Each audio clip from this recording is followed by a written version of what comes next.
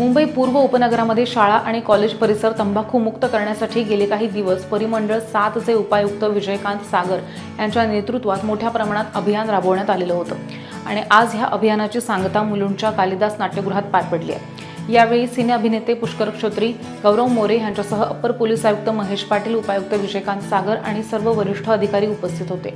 यावेळी ह्या कलाकारांनी आणि पोलीस अधिकाऱ्यांनी उपस्थित शेकडो विद्यार्थ्यांना मार्गदर्शन करत तंबाखूजन्य पदार्थांपासून दूर राहण्याचं आवाहन केलं।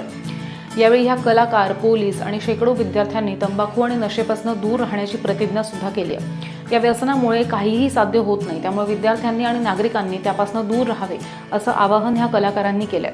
तर ह्या उपक्रमाअंतर्गत 257 शाळा आणि 38 महाविद्यालयात हा उपक्रम राबवून जनजागृती करण्यात आली असं अपर पोलीस आयुक्त महेश पाटील यांनी सांगितलंय। परिसर उपक्रमाची सांगता होते आहे, कशा प्रकारे हा उपक्रम राबवला गेला आणि कशा प्रकारे पुढे देखील चालू राहणार आहे, काय सांगा? माननीय मुख्यमंत्री महाराष्ट्र राज्य यांच्या आदेशानुसार 100 दिवसाचा कृती आराखडा देण्यात आलेला आहे। त्या पद्धतीने ड्रग्स फ्री मुंबई माननीय पोलीस आयुक्त, स्पेशल पोलीस आयुक्त आणि सहपोलीस आयुक्त कायदा व सुव्यवस्था यांच्या मार्गदर्शनाखाली ड्रग्स फ्री मुंबई हे आपण या ठिकाणी कार्यक्रम राबवत आहोत।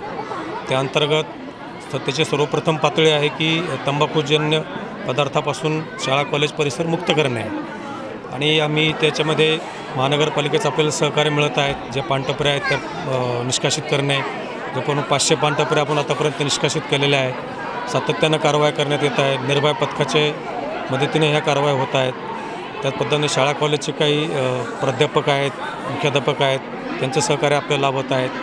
त्यानंतर NGO आहेत, त्यांचीसुद्धा मदत या कामासाठी होत आहेत आणि आम्ही क्रॉस चेकिंगसुद्धा करत आहेत। आपली एक टीम तयार करण्यात आलेली आहे, त्याच्यामध्ये शाळा कॉलेजचे काही प्राध्यापक, त्याचप्रमाणे NGO आणि पोलीस अशी क्रॉस चेकिंगसुद्धा करत आहेत। बऱ्याच लोकांनी जे शाळा कॉलेजच्या परिसरामध्ये जे तंबाखूजन्य पदार्थ विकायचे त्यांनी आपले धंदासुद्धा बंद केलेला आहे। काही लोकांनी तंबाखूजन्य पदार्थ ठेवणं बंद केलेलं आहे। अशा प्रकारे ही मोहीम या ठिकाणी राबवण्यात आलेली आहे आणि मला वाटते की आता सुरुवात झालेली आहे आपल्याला की या ठिकाणी पुढे कुठेही या 100 मीटरच्या परिसरामध्ये तंबाखूजन्य पदार्थ मिळणार नाही, यासाठी पोलीस सातत्याने प्रयत्न करणार आहेत आणि आम्ही ते अचीव करू। तुम्ही आणि कलाकार असं दोघांनी मिळून या ठिकाणी आज विद्यार्थ्यांना मार्गदर्शन केलं, कसं? पुष्कर देखील होते, गौरव होते, ते सामाजिक बांधिलकी म्हणून पुष्कर क्षोत्री आणि गौरव मोरे दोन्ही सिने कलावंत या ठिकाणी आमच्या विनंतीला मान देऊन आलेत। त्यांनीसुद्धा आवाहन केलेलं आहे आणि मला वाटतं की 100% हा परिसर आपला जो आहे हा तंबाखूजन्य शाळा ह्या मुक्त होतील। सर्वात गुटख्यावरती सर्वात बंदी आहे, पण गुटखा मिळाला दोघांवरती काय मोहीम वाटणार? त्याच्यावरती सुद्धा आपल्या कारवाई सातत्याने चालू आहे। ते सुद्धा कारवाई आम्ही आता बंद करत आहोत। नुसतं गुटखाच नाही तर ड्रग्ससुद्धा आपण मोठ्या प्रमाणात सातत्याने कारवाई केल्या जात आहे। ड्रग्स फ्री मुंबई करणे हेच आमचं उद्देश आहे। त्यांनी हा उपक्रम राबवलेला होता, शाळा तंबाखूमुक्त करण्याचा उपक्रम, त्यामध्ये तुम्ही सहभागी झाला आहात। शपथ देखील या विद्यार्थ्यांबरोबर घेतलेली आहे, काय भावना आहेत? मला असं प्रामाणिकपणे वाटतं की आपल्या आजूबाजूचा परिसर तंबाखू विरहित करणं याहीपेक्षा आपलं मन आता तंबाखू विरहित करणं गरजेचं आहे। कारण नुसतं तंबाखू नाही तर जसं डॉक्टर महेश पाटील यांनी आज सांगितलं त्याप्रमाणे तंबाखूपासून सुरुवात होते आणि आपल्या देशाला सध्या विळखा पडलेला आहे तो ड्रग्सचा आणि ड्रग्स माफियांचा। तर या तरुण पिढीला मला तेच आवाहन करायचं आहे की ही नशा करून काही होत नाही, काही आनंद मिळत नाही, काही समाधान मिळत नाही, पैसा खर्च होतो आणि शरीराची फक्त हानी होत असते। हे शास्त्रीयदृष्ट्यासुद्धा सिद्ध झालेलं आहे। त्यामुळे मी सगळ्यांना आज हेच विद्यार्थ्यांशी संवाद साधताना सांगितलं की मराठीतले 4 शब्द आहेत, एक म्हणजे आपली आवड, दुसरं म्हणजे छंद, तिसरं म्हणजे ध्यास आणि चौथं म्हणजे व्यसन आणि या 4ही शब्दांसाठी सातत्य आवश्यक असतं। त्यामुळे जर मी आवड जोपासली, माझा छंद जोपासला आणि त्याचं छंदाचं आणि आवडीचं जर मी माझ्या करिअरमध्ये रूपांतर केलं, त्यासाठी जर ध्यास घेतला तर मग व्यसनाच्या आहारी जाण्याची वेळ येत नाही।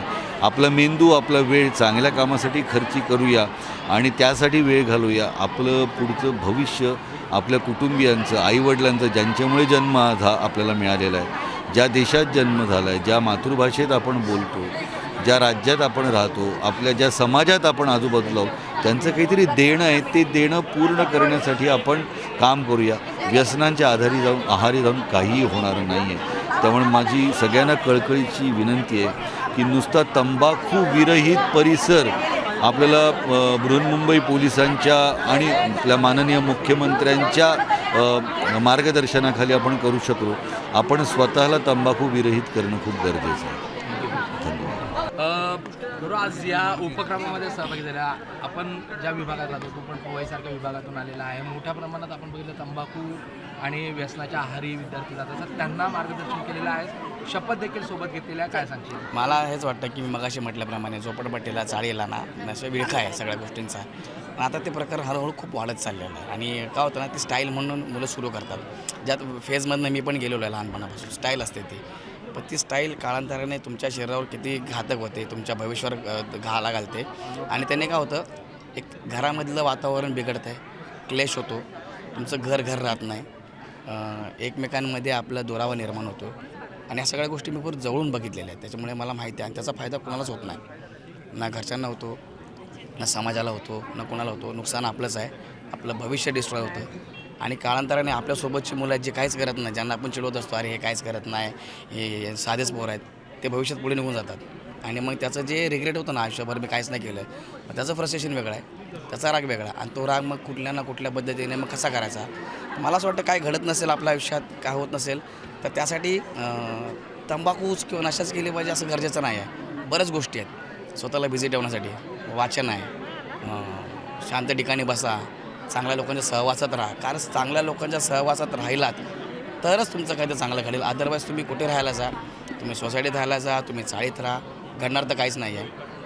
नाही म्हणायला शिकायला पाहिजे पोरांनी सगळ्यात आधी. तर वाढत्या वयात काय असतं आपल्याला कळत नाही, आपण आलेलं वय असतं.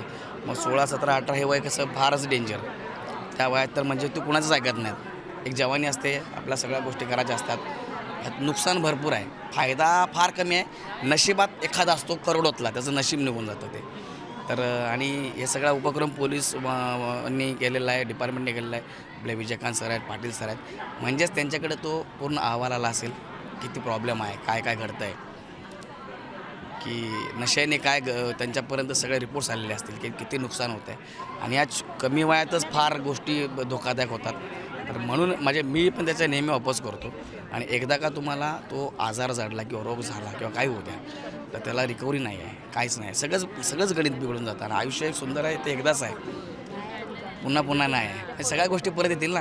मग गेलेला दिवस, गेलेली वेळ ही कधीच परत येत नाही. हे अनुभवाचे बोल आहेत आपले. मी तेव्हा सांगतो आहे, मला अशा उपक्रमाला बोलवतात, सामाजिक उपक्रमाला मला आवडतं. माझी जबाबदारी वाढते एक नागरिक म्हणून.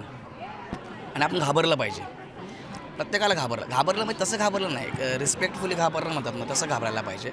तर मी सगळ्या माझ्या तरुण मुलांना, मित्रांना मित्रच म्हणेन त्यांना, मी त्यांचा मोठा भाऊ म्हणून विनंती करेन की शक्यतो जितकं तुम्ही तंबाखूपासून लांब राहाल तेवढं चांगलं आहे. देशाच्या प्रगतीसाठी, आपल्या प्रगतीसाठी, राज्याच्या प्रगतीसाठी हे खूप गरजेचं आहे, आणि स्वतःच्या प्रगतीसाठी.